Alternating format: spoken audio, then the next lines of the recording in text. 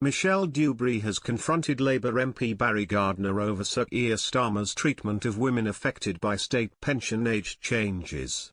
The GB News host directly challenged the ex-shadow cabinet minister, declaring that Labour had let down Waspi women.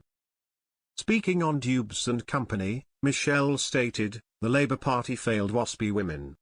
After a moment's pause, Gardiner agreed, "I think successive governments failed Waspi women."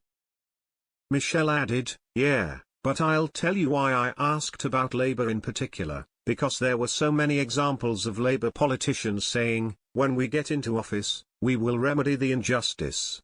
I can remember pictures of all kinds of people." Gardiner answered, "I was on those protests myself. I spoke to the Waspi women out on the street. So you're not just talking about Labour politicians, you're talking about me as well. And I own up to that."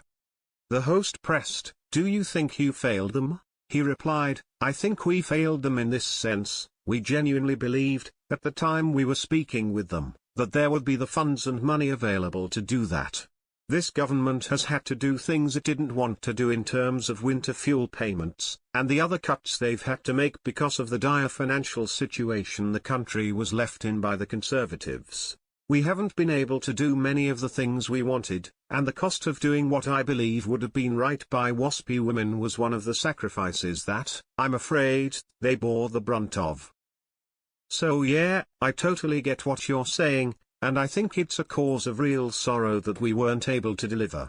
The Waspi campaign represents approximately 3.8 million women who experienced financial hardship due to modifications in retirement age equality between genders.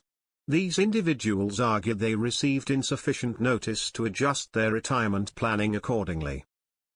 A 2021 investigation by the Parliament and Health Service Ombudsman determined that the Department for Work and Pensions had committed maladministration.